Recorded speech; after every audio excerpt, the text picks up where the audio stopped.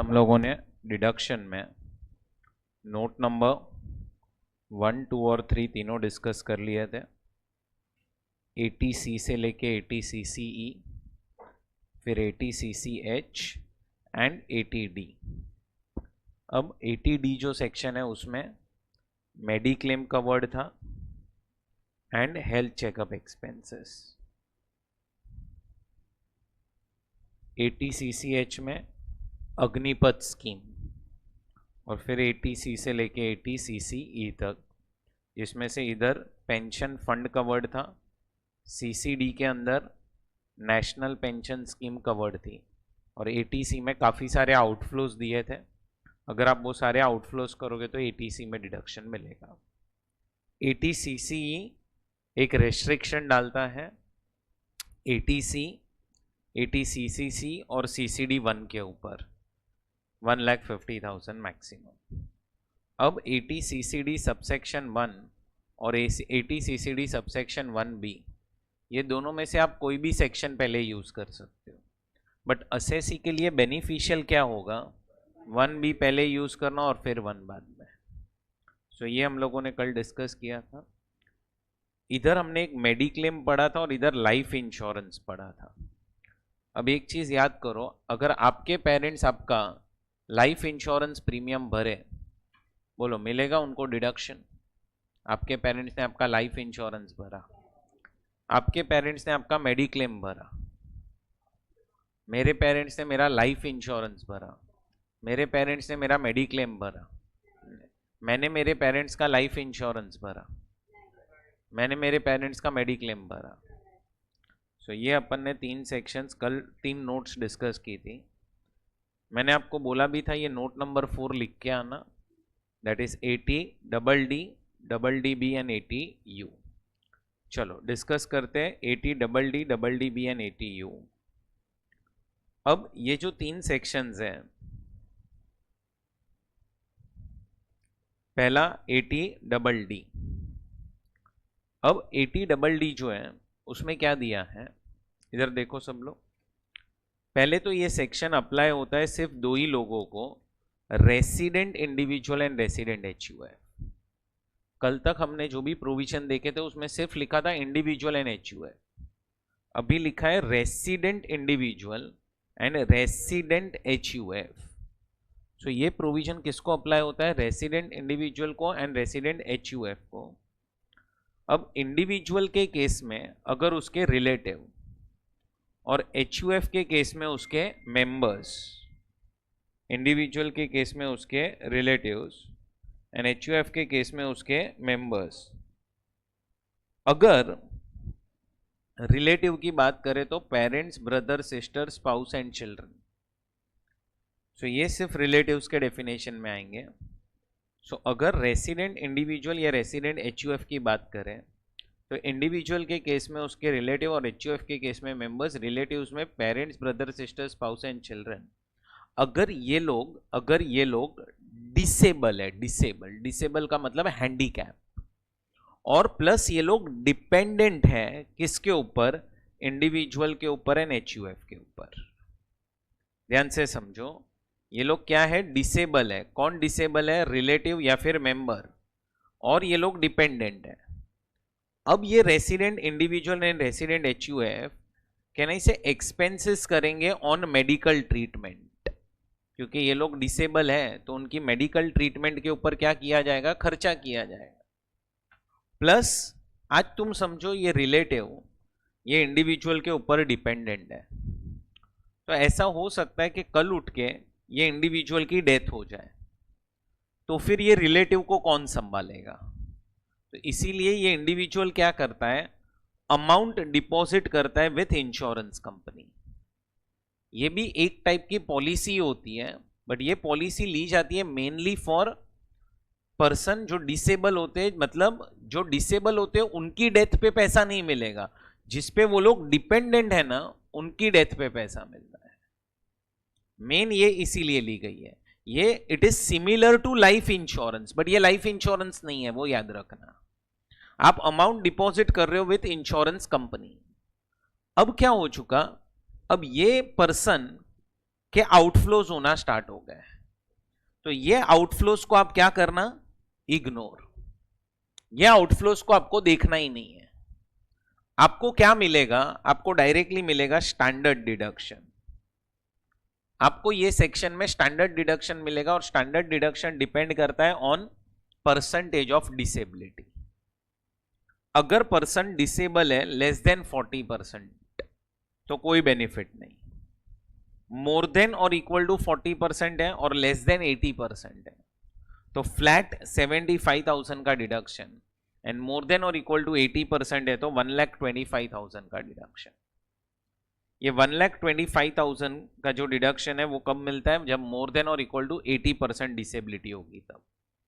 और मोर देन और equal to 80% disability को हम बोलते हैं सीवियर डिसेबिलिटी। अगर क्वेश्चन में सिर्फ लिखा है डिसेबिलिटी तो हम अज्यूम करेंगे it is in between 40 to 80। अगर वर्ड लिखा है सीवियर डिसेबिलिटी तो इट इज मोर देन और equal to 80। Percentage of disability के लिए आपको सर्टिफिकेट चाहिए होगा फ्रॉम अ डॉक्टर। डॉक्टर से आपके पास एक सर्टिफिकेट आना चाहिए, उसमें परसेंटेज मेंशन होने चाहिए और उसके बेसिस पे आप डिडक्शन ले सकते हो। इधर मैंने कुछ एग्जांपल्स दिए हुए हैं डिसेबिलिटीज के। अब ये आपका प्रोविजन है। अब यहां पे एक क्वेश्चन पहला तो ये आता है कि सर अगर पर्सन जो डिसेबल है, डिसेबल ये अगर नॉन रेसिडेंट है और ये इस पे डिपेंडेंट है तो डिडक्शन मिलेगा क्या? 100% यस। मैं बोल रहा हूं जो पर्सन डिडक्शन क्लेम कर रहा है ना, क्लेम, वो रेसिडेंट होना चाहिए।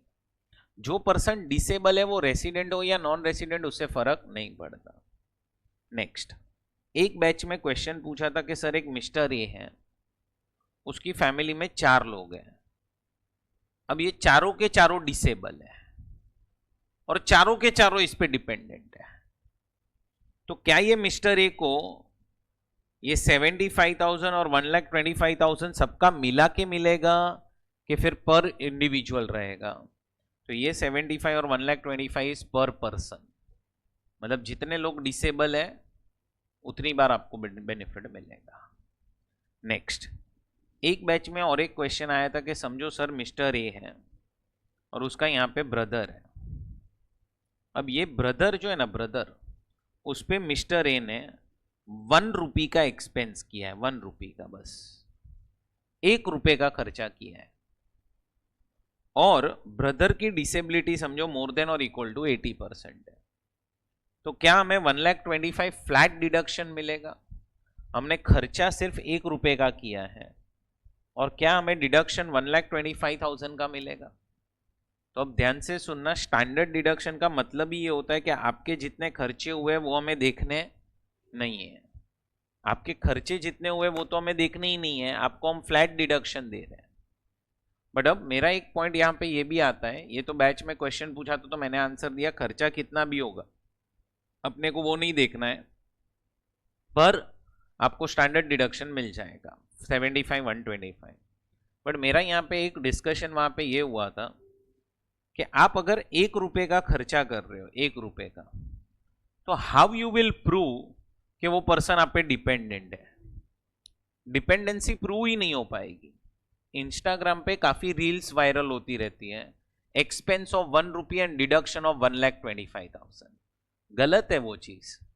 तुम समझो, थियोरिटिकली मेरे को बोलने के लिए अगर बोलना हो तो मैं बोल सकता हूँ कि 10 रुपये का खर्चा किया और खर्चा डिडक्शन 125 का मिला, बट 10 रुपये के खर्चे में how you will prove dependency? अब हम आप सब की बात करें, आप सब सोचो, आप सब अभी आपके पेरेंट्स पे डिपेंडेंट हो, आपके पेरेंट्स आपके ऊपर साल में कितना खर्चा करते होंगे? रफली 5-6 लाख रुपया होता रहेगा आप पे खर्चा। अब आप पे अगर 5-6 लाख रुपया हो रहा है तो जो पर्सन डिसेबल है और डिपेंडेंट है, कहने से उधर तो खर्चा और बढ़ जाएगा। तो तुम्हें समझ में क्या आना चाहिए, ये 75,000 और 1,25,000 भी जो लिमिट्स है ना, वो भी बहुत कम है, ये भी बढ़ानी चाहिए उल्टे की लिमिट्स। सो ऐसा पॉसिबल नहीं होगा कि 1 रुपये का एक्सपेंस करे और हम बोले कि 75 और 125 का डिडक्शन ले। प्रैक्टिकली मैं बात कर रहा हूं, थियोरेटिकली बोलने में अपन बोल सकते हैं। अब देखो, अब ये सेक्शन में तुमने अमाउंट डिपॉजिट किया था विथ इंश्योरेंस कंपनी, अब कल उठ के ये अमाउंट मिलेगा भी तो सही ना। तो amount is received from insurance company, मिला कब? तो जब इसकी डेथ हो गई, मतलब जिस पे पर्सन डिपेंडेंट था उसकी डेथ हो गई, तो मिलेगा किसको? डिसेबल को मिलेगा। तो डिसेबल को मिलेगा तो एग्जम्प्ट हो जाएगा। By disabled person, amount is received by disabled person on death of person on whom he was dependent. अच्छा, disabled turn 60 years, senior citizen हो गया and policy is discontinued, policy बंद करवा दी और पैसा ले लिया इंश्योरेंस कंपनी से, तो भी एग्जेम्प्ट। बट अगर समझो डिसेबल की डेथ हो गई और जिसपे वो डिपेंडेंट था उसको पैसा मिला, तो इट इज टैक्सेबल, तो इट इज टैक्सेबल। आया इतना समझ में? सो ये आपका पहला सेक्शन है, कौन सा? ATDD। अब मैं ATDD और ATDD भी साथ में इसीलिए करवाता हूं ताकि आप लोगों को क्लैरिटी मिले कि दोनों सेक्शन अप्लाई कब करने हैं। अब ATDD भी स्टार्ट करने से पहले मैं आपको बता दूं, ये सेक्शन से मैं थोड़ा सा अग्री नहीं करता हूं कि जो प्रोविजन यहाँ पे बनाया गया है, मैं थोड़ा सा, मेरा व्यू थोड़ा अलग है, बट ठीक है, एट द एंड जो प्रोविजन है वो हमें फॉलो करना पड़ेगा। First I will explain the provision, फिर मैं आपको बताऊंगा मेरा व्यू क्या है। अब समझो ये प्रोविजन भी किसको अप्लाई होता है? Resident individual and resident HUF। अब इंडिविजुअल के केस में इंडिविजुअल खुद या फिर इंडिविजुअल के रिलेटिव्स, और HUF के केस में उसके मेंबर्स। अब क्या हो चुका है, अब इन लोगों को है ना, अब इन लोगों को डिजीज है, डिजीज, ये लोग बीमार है, इन लोग को क्या है? डिजीज। कौन सा डिजीज है? ऐसा डिजीज है जो रूल नंबर 11DD में दिया गया है।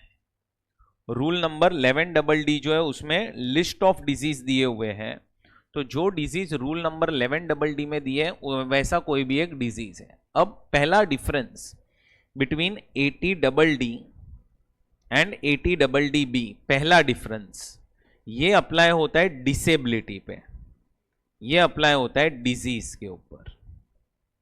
दूसरा डिफरेंस, अगर पर्सन खुद डिसेबल है, सेल्फ, तो वो यहां पे कवर्ड नहीं है, जबकि अगर पर्सन को खुद को बीमारी है तो वो यहां पे कवर्ड है। मतलब अगर कोई समझो मिस्टर ए है, वो बीमार है, वो खुद ही बीमार है और खुद ही खर्चा कर रहा है अपने डिजीज के ऊपर, क्या वो डिडक्शन ले सकता है? तो आंसर इज यस। समझ में आ रहा है? अब यहां पे ये दो डिफरेंस हो गए। अब देखो, ये रेसिडेंट इंडिविजुअल है, रेसिडेंट HUF है। इंडिविजुअल के केस में या तो इंडिविजुअल खुद या फिर उसके रिलेटिव, HUF के केस में उसके मेंबर्स।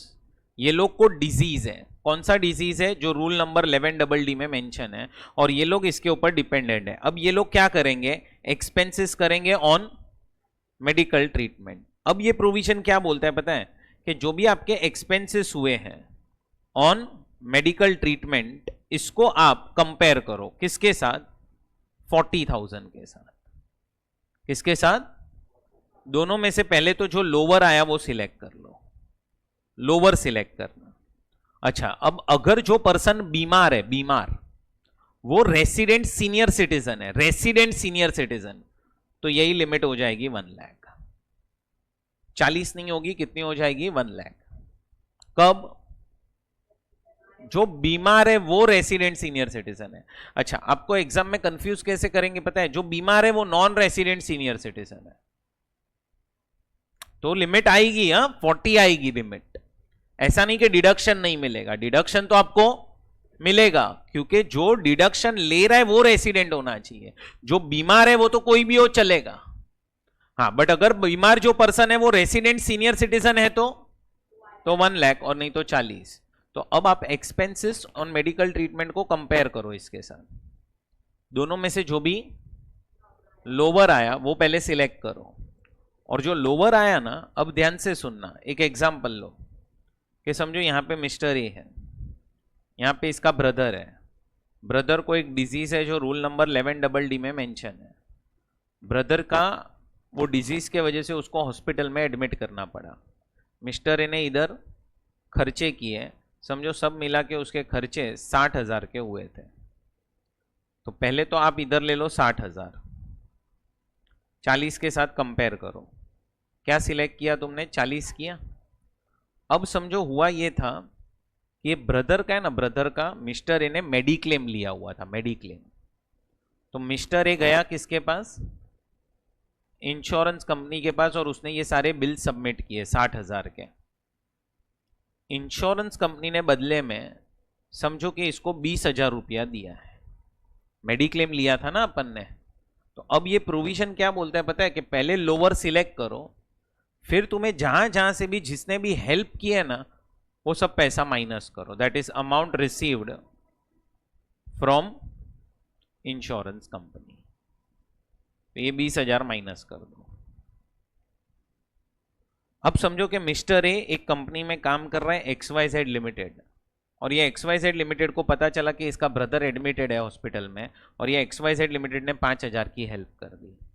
वापस से माइनस करो, अमाउंट रिसीव्ड फ्रॉम एम्प्लॉयर 5,000 रुपया, और फिर जो बचा 15,000, ये हो जाएगा तुम्हारा 80DDB के अंदर डिडक्शन।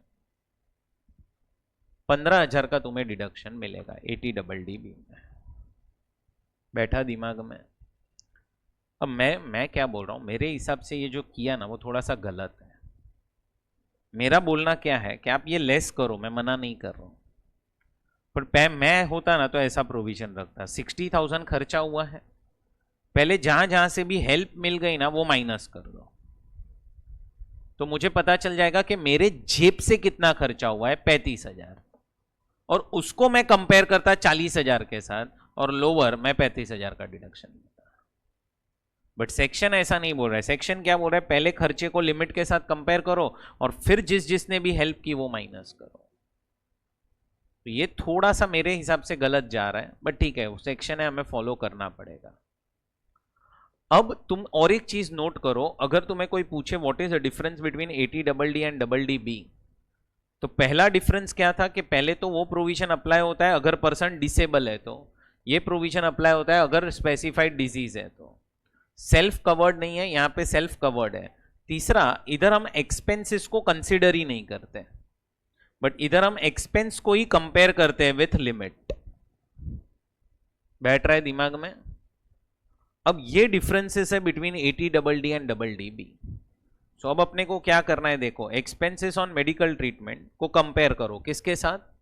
40,000 के साथ, या फिर 1 लाख। 1 लाख कब? In case of resident senior citizen.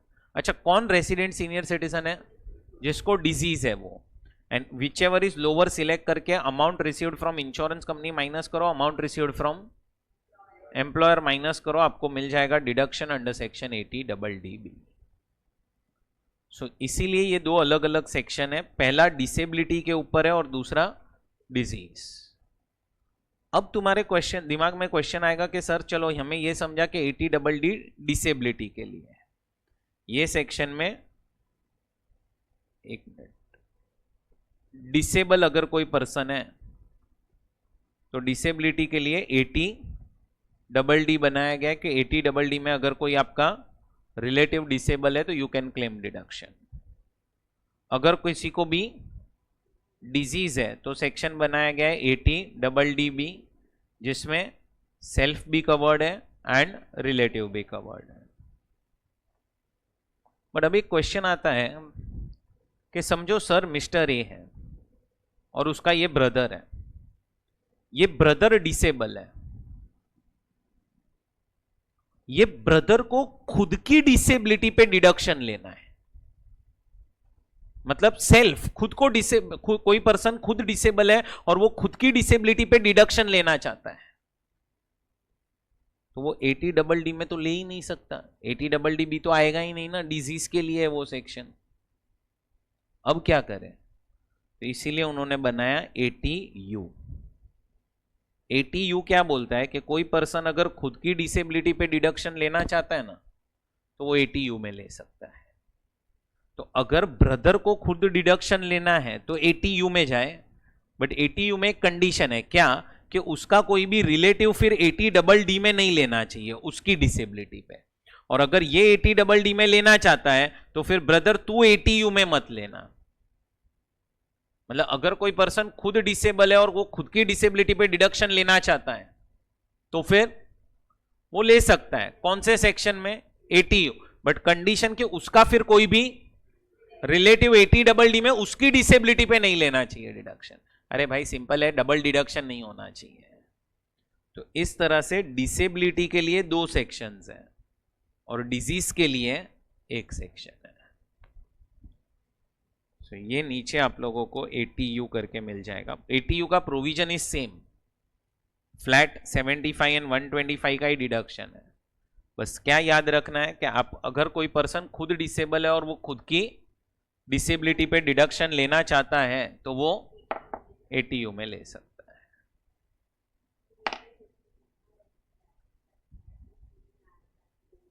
नहीं, अलग है, बराबर। So deduction is allowed if relative of individual is not claiming deduction under 80DD for individual's disability. Short में ये पॉइंट डाल के वो लोग क्या बोल रहे हैं कि डबल डिडक्शन नहीं होना चाहिए, बस और कुछ नहीं, डबल डिडक्शन नहीं होना चाहिए। तो इस तरह से ये 3 सेक्शंस बनाए गए। क्लैरिटी मिला आपको तीनों सेक्शंस में? अब ये अपना नोट नंबर 4 जो है वो यहां पे कंप्लीट हो गया। That is 80DD, 80DDB and 80U। अब अपन 4 सेक्शंस और पढ़ने वाले हैं, 80E, 80EE, 80EEA and 80EEB। चारों के चारों सेक्शन में डिस्कशन एक ही चीज के ऊपर है। आपने लिया है कहीं से तो लोन किसी ना किसी पर्पस के लिए और उस पर आप पे कर रहे हो इंटरेस्ट, तो वो इंटरेस्ट हम आपको माइनस करने देंगे। सो अपने को क्या पढ़ना है चारों सेक्शन में?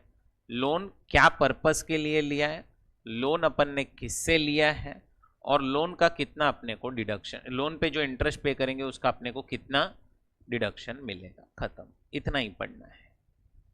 चलो, चारों सेक्शंस बहुत इजी है।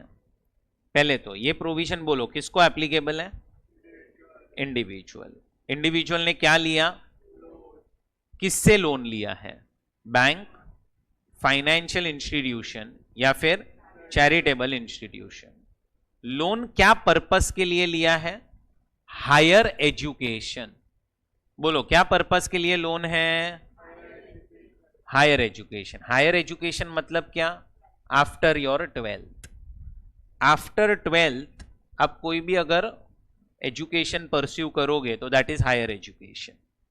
सो ये सेक्शन एप्लीकेबल है टू इंडिविजुअल। इंडिविजुअल ने क्या लिया है? लोन। किससे लोन लिया है? Bank, financial institution, charitable institution. अब ये बैंक, फाइनेंशियल इंस्टीट्यूशन और चैरिटेबल इंस्टीट्यूशन को आप क्या पे करोगे? प्रिंसिपल अमाउंट, या फिर आप क्या पे करोगे? Interest amount. आपको प्रिंसिपल अमाउंट को क्या करना है? इग्नोर। आपको हम इंटरेस्ट ये सेक्शन में माइनस करने देंगे। लेकिन आपने जो लोन ली है वो लिया है हायर एजुकेशन के लिए। किसके हायर एजुकेशन के लिए? या तो खुद के हायर एजुकेशन, या तो स्पाउस के हायर एजुकेशन, या फिर बच्चे के हायर एजुकेशन के लिए, या फिर ऐसा कोई भी स्टूडेंट जिसके आप लीगल गार्डियन हो।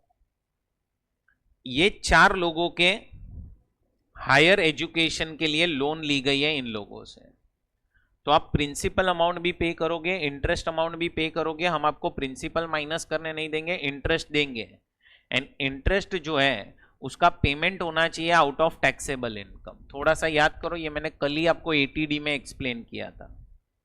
अब इंटरेस्ट के ऊपर कोई लिमिट नहीं है, मतलब जितनी इंटरेस्ट हुई सब माइनस करने मिलेगी। बस एक ही चीज पे लिमिट है कि आपको मैक्सिमम कितने ईयर्स तक देंगे? 8 ईयर्स।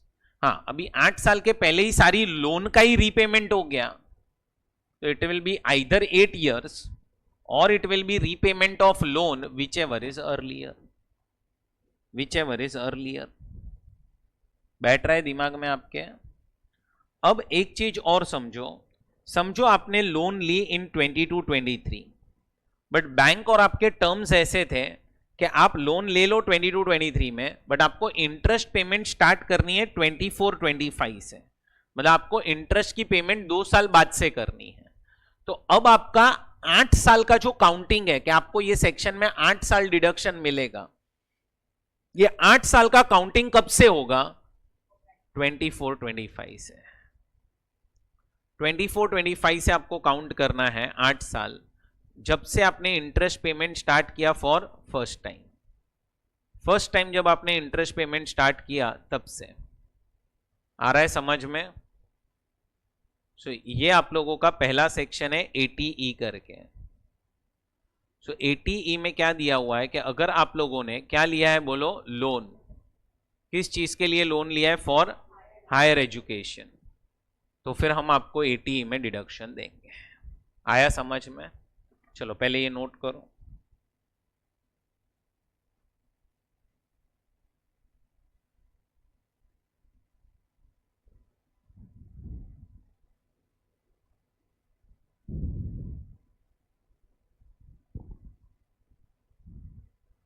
चलो बढ़ते हैं आगे।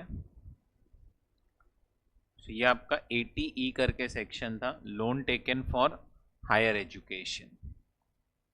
अब एक गलती मत करना, आपको लोन किससे लेना है? Bank, financial institution and charitable institution. तुम समझो अगर तुमने किसी रिलेटिव फ्रेंड से लोन ली तो ये सेक्शन अप्लाई ही नहीं होगा फिर। अब आ रहा है नेक्स्ट प्रोविजन, कौन सा है बोलो? 80EE। 80EE क्या बोल रहा है कि ये सेक्शन किसको एप्लीकेबल है? बोलो, इंडिविजुअल को। इंडिविजुअल ने क्या लिया है? लोन। किससे लोन लिया? Bank, financial institution and housing finance company से।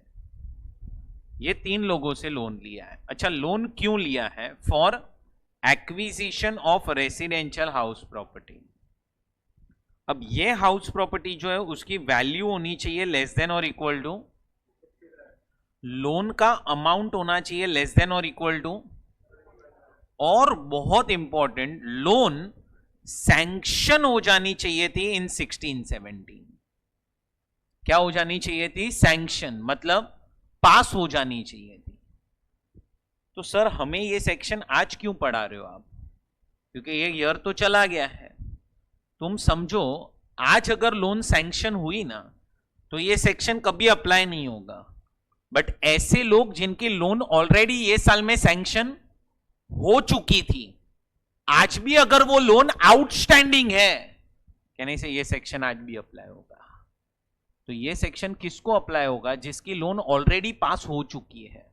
तो समझो आपने अगर एक लोन ले ली थी, कब ले ली थी आपने? 16-17 में। क्यों ली थी? घर के लिए।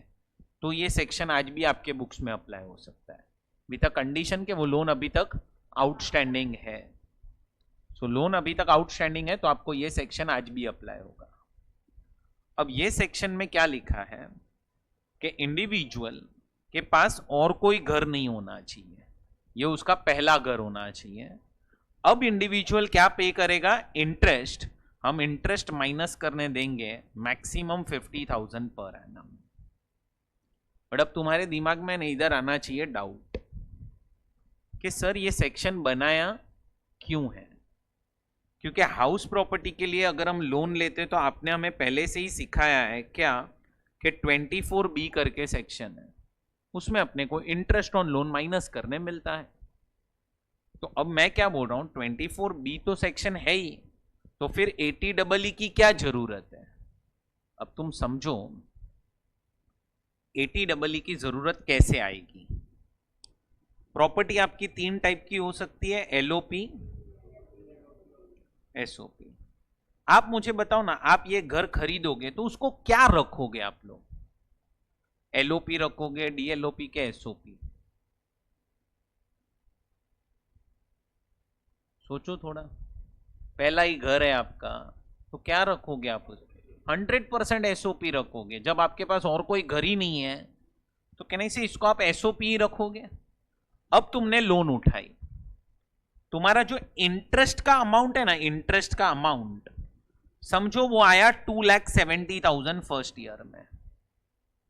अब मुझे बताओ अगर ये सारी कंडीशन सेटिस्फाई हो जाती है तुम्हें 24B में एसओपी में कितना इंटरेस्ट मिलेगा?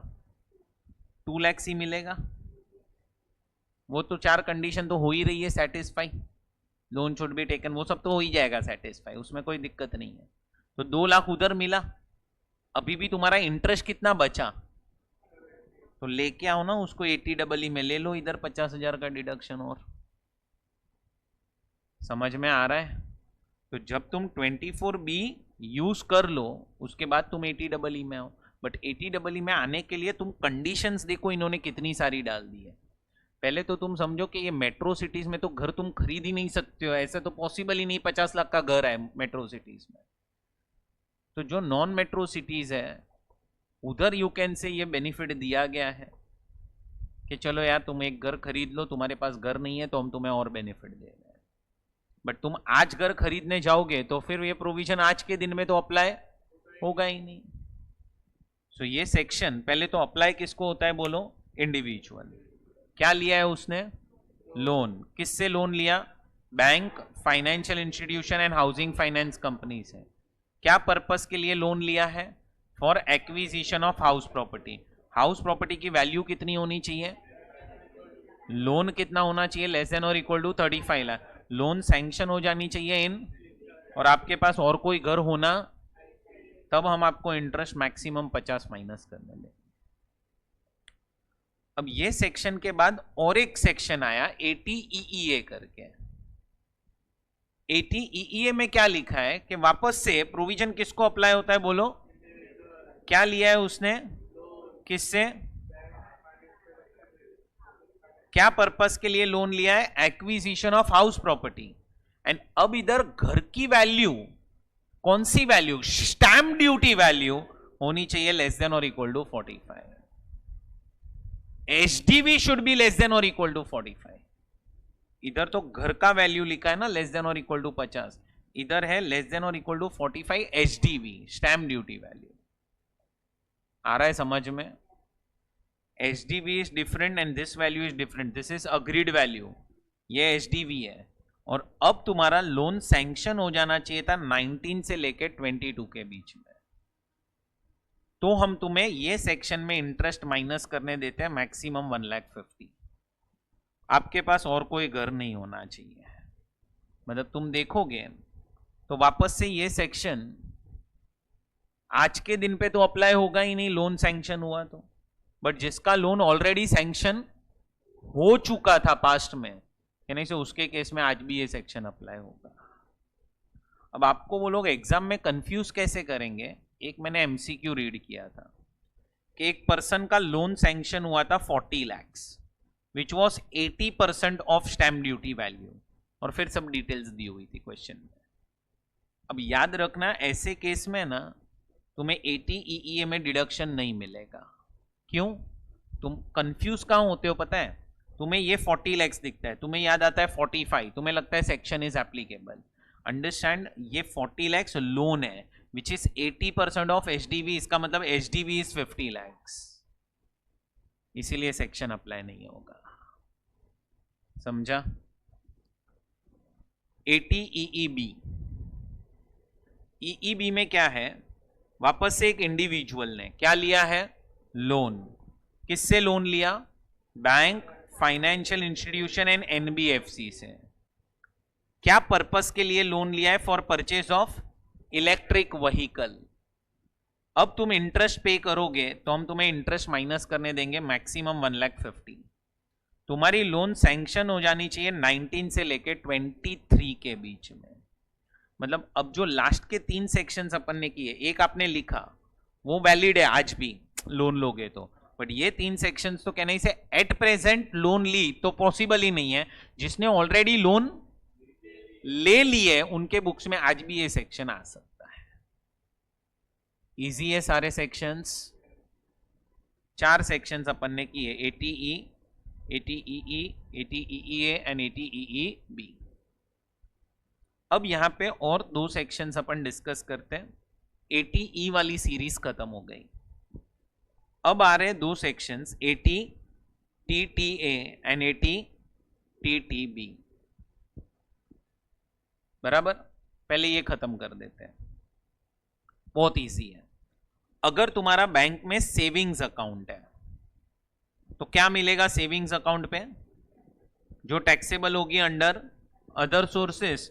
और अब एटीटीटीए बोल रहा है कि अगर आप इंडिविजुअल हो या अगर आप, तो हम आपको मैक्सिमम 10,000 रुपए का डिडक्शन दे देंगे। तो समझो आपको 6,000 रुपया इंटरेस्ट मिली सेविंग्स अकाउंट पे, तो पहले 6,000 क्या करोगे? टैक्सेबल करो अदर सोर्स में, और फिर वही 6,000 का आप डिडक्शन ले लो। समझो आपको इंटरेस्ट 15,000 मिली, तो पहले 15,000 को टैक्स करो और फिर deduction 10,000। Section is applicable to individual and HUF. Account होना चाहिए सेविंग्स अकाउंट, एफडी आरडी नहीं चलेगा, मैक्सिमम डिडक्शन इज 10। एटीटीटीबी, ये सेक्शन एप्लीकेबल है अगर आप रेसिडेंट सीनियर सिटीजन हो तो। सो एक मिनट, एटीटीटीए क्या बोल रहे हैं कि इंडिविजुअल एचयूएफ होना चाहिए। एटीटीटीबी क्या बोल रहा है? रेसिडेंट सीनियर सिटीजन होना चाहिए। इधर था सेविंग्स बैंक अकाउंट होना चाहिए, इधर बोल रहा है सेविंग्स बैंक अकाउंट हो, एफडी हो या आरडी हो, हमें फर्क नहीं पड़ता। हम आपको यहां पे मैक्सिमम डिडक्शन 10,000 दे रहे थे, हम आपको यहां पे मैक्सिमम डिडक्शन 50,000 देंगे। और जिसको एटीटीटीबी एप्लीकेबल है उसको एटीटीटीए इज नॉट एप्लीकेबल। मतलब रेसिडेंट सीनियर सिटीजन को थोड़ा सा और फायदा हो गया, उनका सेविंग्स अकाउंट हो, एफडी हो या आरडी हो, क्या करेंगे हम? पहले जितनी भी इंटरेस्ट मिली सबको अदर सोर्स में टैक्स कर देंगे, और फिर उसी चीज का हम क्या लेना स्टार्ट करेंगे? Deduction under एटीटीटीबी। टीटीबी में तुम जब डिडक्शन ले रहे हो तो तुम्हें टीटीए एप्लीकेबल नहीं है। बैठ रहा है दिमाग में आपके? अब आपका ये सेविंग्स अकाउंट या एफडी आरडी कहां पे हो सकता है? कोई भी बैंक में हो सकता है या कोई भी पोस्ट ऑफिस में भी हो सकता है।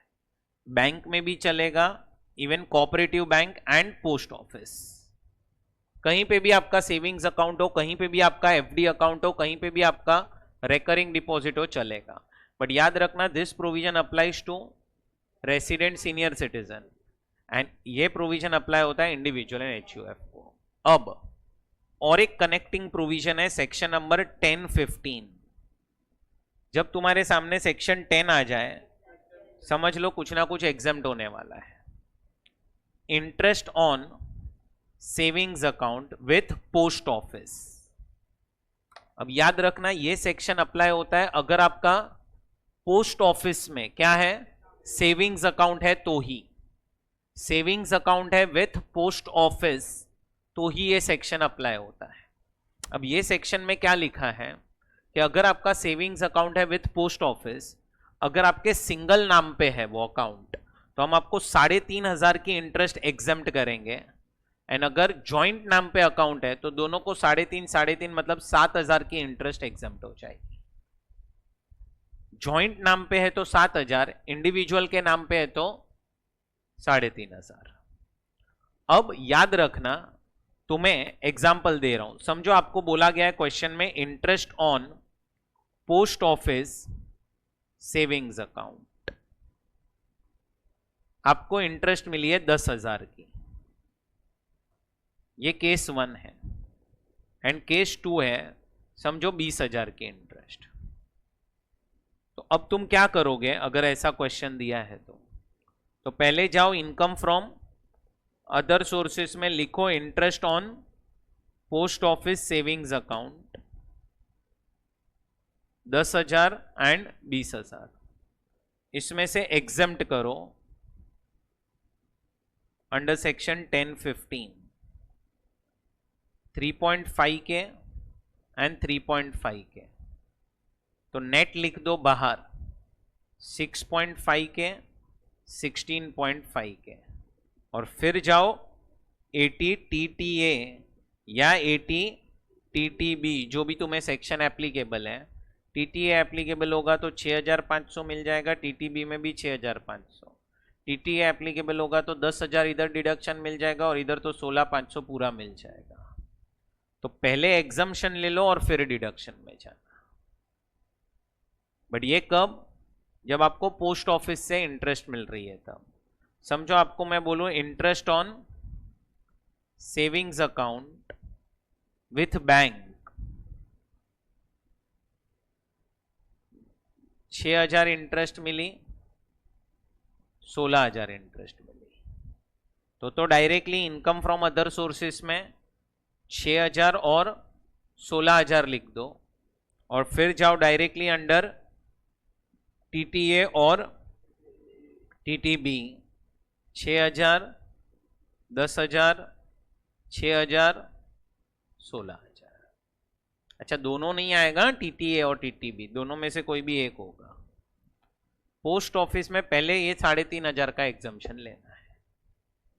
सो ये आपके और 3 सेक्शंस कंप्लीट हो गए, टीटीए, टीटीबी एंड 1050। चैप्टर बहुत इजी है, चैप्टर में इतना कुछ दम नहीं है, बस चीज़ें याद रखनी है। क्या है ना, अभी जैसे पहला सेक्शन इंडिविजुअल एंड एचयूएफ, फिर रेसिडेंट इंडिविजुअल एचयूएफ, फिर वो पेरेंट्स वाला मेडिक्लेम, लाइफ इंश्योरेंस, तुम्हें वहां कंफ्यूज करेंगे लोग। सो ये आपका एटीई वाला सीरीज कंप्लीट हो गया, एंड टीटीए भी कंप्लीट हो गया। चलो पहले आप लोग यहां से लिख लो ATEE से।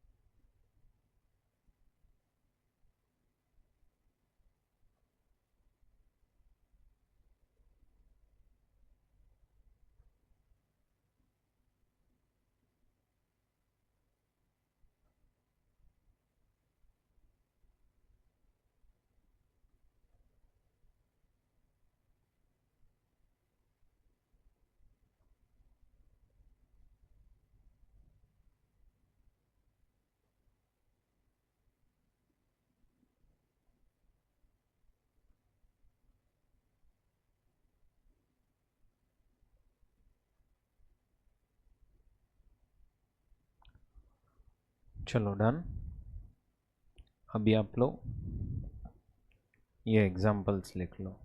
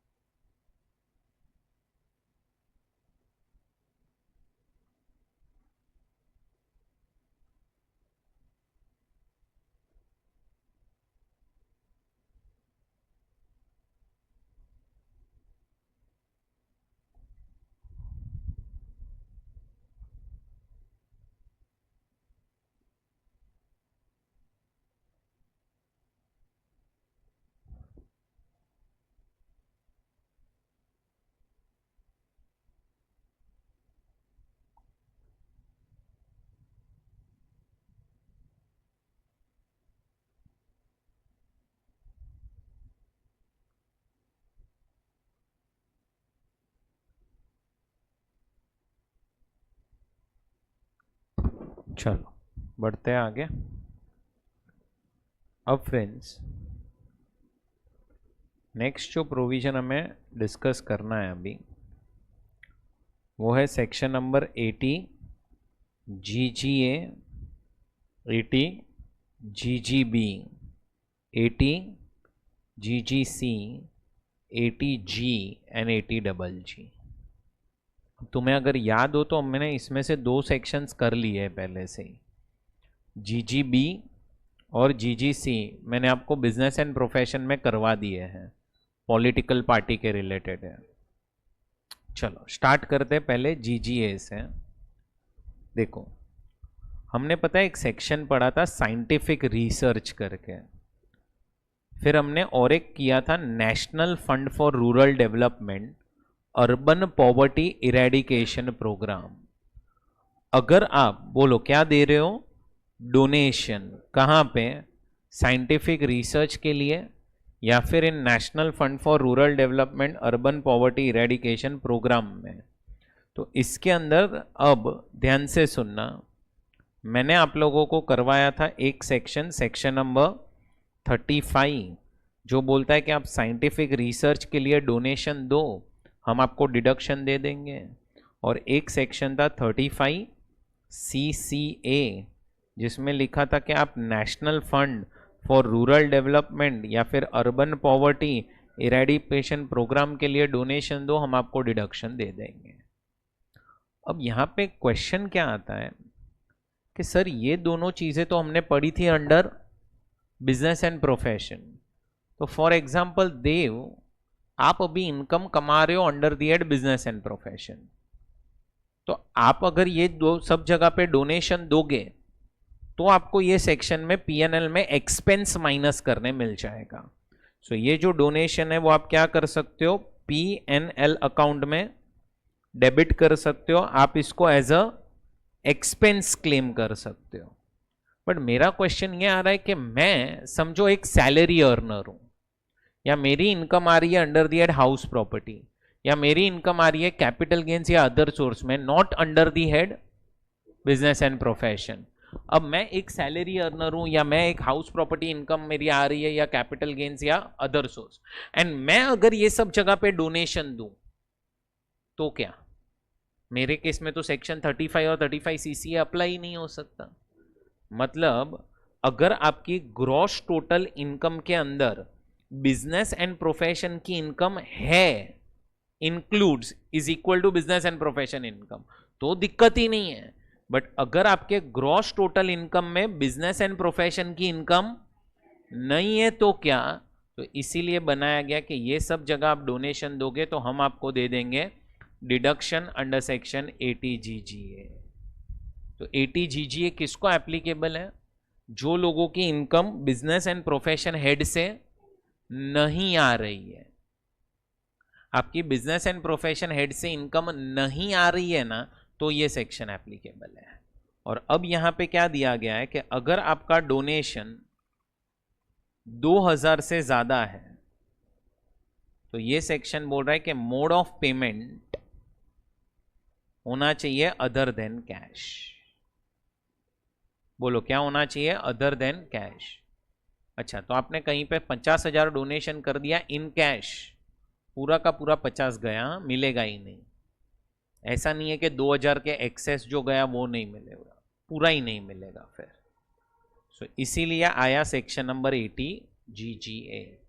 80 GGA क्या बोल रहा है कि अगर आप डोनेशन दे रहे हो for scientific research, national fund for rural development, urban poverty eradication programme में, ये सब जगह पे अगर आप डोनेशन दे रहे हो तो हम आपको डिडक्शन दे देंगे अगर आपकी income business and profession head से नहीं आ रही है तो।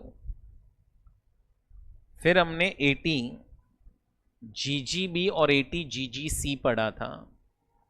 इसमें याद करो, एक इंडियन कंपनी अगर क्या देगी, डोनेशन देगी या कंट्रीब्यूशन करेगी, इंडियन कंपनी, कौन, इंडियन कंपनी, अगर एक इंडियन कंपनी कंट्रीब्यूशन कर रही है टू अ पॉलिटिकल पार्टी या फिर टू अ इलेक्टोरल ट्रस्ट, तो हम ये कंट्रीब्यूशन का 100% आपको डिडक्शन दे देंगे अंडर 80 GGB। एंड कंट्रीब्यूशन में डोनेशन भी कवर्ड है, एंड कंट्रीब्यूशन में advertisement expense in a brochure pamphlet newspaper of a political party भी कवर्ड है।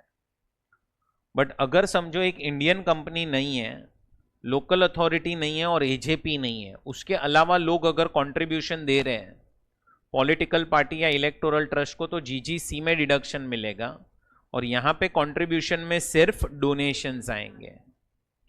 पॉलिटिकल पार्टी ऐसी होनी चाहिए जो रजिस्टर्ड होनी चाहिए under representation of people's act, and जो भी आप कंट्रीब्यूशन करोगे उसका मोड होना चाहिए other than cash. Electoral trust क्या होता है ये भी मैंने आपको एक्सप्लेन किया था कि काफी लोगों को नहीं चाहिए कि उनका नाम पॉलिटिकल पार्टी के साथ जुड़ जाए, तो ये लोग क्या करते हैं, एक ट्रस्ट बनाते हैं और पैसा ट्रस्ट को देते हैं। ट्रस्ट का काम क्या होता है, पैसा पॉलिटिकल पार्टी को ही देना, वो ट्रस्ट का काम है। सो मैं यहां पे लिख रहा हूं 80 GGB एंड 80 GGC। आपने पहले भी लिख लिया ये पूरा, रेफर बिजनेस एंड प्रोफेशन। अब आ रहा है कौन सा सेक्शन, 80G। 80G क्या है, डोनेशंस। चलो इधर ही ध्यान दो, इधर ही ध्यान दो। पहला पॉइंट, ये प्रोविजन एप्लीकेबल है to all assessees. Second point, आप अगर डोनेशन दे रहे हो इन काइंड तो इट इज नॉट अलाउड। मतलब समझो आपने कहीं पे जाके कपड़े डोनेट किए, यूटेंसिल्स डोनेट किए, खाना डोनेट किया, वो सब माइनस करने नहीं मिलेगा। आपका डोनेशन होना चाहिए in monetary terms. Monetary terms में हुआ then it is allowed. But यहां पे वापस से एक कंडीशन है कि अगर डोनेशन 2000 से ज्यादा है तो मोड ऑफ पेमेंट बोलो क्या होना चाहिए, अदर देन कैश।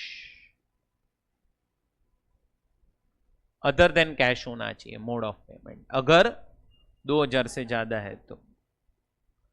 अच्छा, जो भी डोनेशन प्रीवियस सेक्शन में कवर हो जाते हैं, जैसे अगर आप डोनेशन देते हो to a political party, national fund for rural development, urban poverty eradication programme, तो वो सब यहाँ पे कवर्ड नहीं है। तो डोनेशन कहाँ पे, scientific research, national fund for rural development, urban poverty eradication programme, political party is not covered under section 80G। क्यों है ना अलग से उसके लिए सेक्शन। तो अब ये सब कॉमन पॉइंट्स है, कुछ जनरल पॉइंट्स थे। अब 80G में कौन से डोनेशंस कवर्ड है, तो आपको देखो इधर पूरा एक लिस्ट दिया हुआ है ये डोनेशंस का। ये डोनेशंस के जो लिस्ट है वो यहां पे कवर्ड है। अब क्वेश्चन आता है क्या ये लिस्ट हमें याद रखना पड़ेगा, तो आंसर इज यस, ये लिस्ट अपने को पता होना चाहिए। डोनेशन 4 कैटेगरीज में इन्होंने डिवाइड किया है, unlimited 50, unlimited 100, limited 100 and limited 50। याद रह जाएगा। अब से आप इसको बोलेंगे बॉक्स नंबर 1, इसको हम बोलेंगे बॉक्स नंबर 2, इसको हम बोलेंगे बॉक्स नंबर 3 और इसको हम बोलेंगे बॉक्स नंबर 4। तो ये 4 बॉक्स अपने हैं। ये क्या है, अनलिमिटेड 100, अनलिमिटेड 50, ये सब कैटेगरीज ऑफ डोनेशंस है। अब आपने समझो ये सब जगह डोनेट किया पैसा, आपने इनमें से सारे अलग अलग फंड में पैसा डोनेट किया है। आपको एट द एंड क्या करना है पता है, 4 अमाउंट्स में कन्वर्ट करना है। कितना डोनेशन आपने अनलिमिटेड 50 में दिया, कितना अनलिमिटेड 100 में दिया, कितना लिमिटेड 100 में दिया और कितना लिमिटेड 50 में दिया है। सो आपने 10 जगह डोनेट किया होगा। फॉर एग्जांपल आपने यहाँ पे prime minister national relief fund, national children's fund, CM earthquake relief fund, ये तीनों में डोनेट किया आपने। क्या कर दो, तीनों को ऐड, तीनों को ऐड कर दो, तो वो टोटल हो गया अनलिमिटेड 100 का। अब ध्यान से सुनना मैं क्या एक्सप्लेन कर रहा हूं। आपको जब भी क्वेश्चन दिया जाएगा ना, क्वेश्चन, तो क्वेश्चन में आपका टारगेट क्या है, तो क्वेश्चन में your target is to first calculate gross total income, फिर आपको सारे डिडक्शन माइनस करने हैं और अपने को पहुंचना कहां पे है, नेट टोटल इनकम पे। So understand your target is to calculate net total income. तो उसके लिए क्या नहीं से आप ATC माइनस करोगे, ATD माइनस करोगे, ATDD माइनस करोगे, ATE माइनस करोगे, ATTTA माइनस करोगे, ATTTB अगर एप्लीकेबल है तो वो माइनस करोगे। अब आपको क्या करना है, सारे के सारे डिडक्शन माइनस कर दो, लास्ट डिडक्शन ATG रखना बस एकदम लास्ट में। और इसके लिए अपन क्या बनाएंगे, एक वर्किंग नोट। सो आप हमेशा याद रखना आपका टारगेट क्या है, ये कैलकुलेट करना। उसके लिए अपने को चाहिए GTI माइनस डिडक्शन, तो पहले सारे डिडक्शन माइनस कर दो, लास्ट में ATG रखना, मतलब NTI के जस्ट ऊपर ATG का वर्किंग नोट होना चाहिए। बैठ रहा है दिमाग में आपके, ये भूलना नहीं आप लोग। अब ध्यान से सुनो, अब आपने डोनेशंस दिया तो चौथा पॉइंट क्या है, लिस्ट ऑफ डोनेशंस है चौथा पॉइंट, जो अभी आप लोगों ने देखा यहां पे वो पेज पे। अब फिफ्थ, कितना डिडक्शन मिलेगा, अमाउंट ऑफ डिडक्शन क्या होगा। अब ये वाली वर्किंग नोट अपने लिए इंपॉर्टेंट है, धीरे धीरे सब चीजें समझ जाएगी। कितनी कैटेगरीज है डोनेशंस की, यहां पे 4। एक है unlimited 100, unlimited 50, limited 100 and limited 50। मैंने इधर 4 बॉक्स में उसको डिवाइड किया है, भूलना नहीं। पहला नंबर 50 आता है, फिर 100 आता है, तो 50 100 100 50 ऐसे याद रखना है। 50 100, बॉक्स 1 2 3 4 में गड़बड़ मत कर देना, 1 2 3 4 ऐसा है, ऐसा नहीं है 1 2 3 4। तो 50 100 100 50 ऐसे याद रखना है। अब पहले अनलिमिटेड कैटेगरीज है और फिर लिमिटेड। अब तुम्हें क्या करना है, तो तुमने जितना भी इधर एक्चुअल डोनेशंस किए हैं, एक्चुअल डोनेशंस सारे यहां पे लिख लो। तो समझो तुमने इधर 4 लाख का डोनेशन किया है, इधर 5 लाख का डोनेशन किया है, इधर 3 लाख का डोनेशन किया है और इधर 4 लाख का डोनेशन किया है। पहले लिख लो, ये आपके टोटल एक्चुअल जो डोनेशंस है वो। अब बाजू में एक कॉलम आएगा एलिजिबल डोनेशंस, बोलो क्या आएगा। उसके बाजू में एक कॉलम आएगा परसेंटेज और उसके बाजू में एक कॉलम आएगा डिडक्शन। अब देखो समझना, लॉजिकली समझो सब चीजें।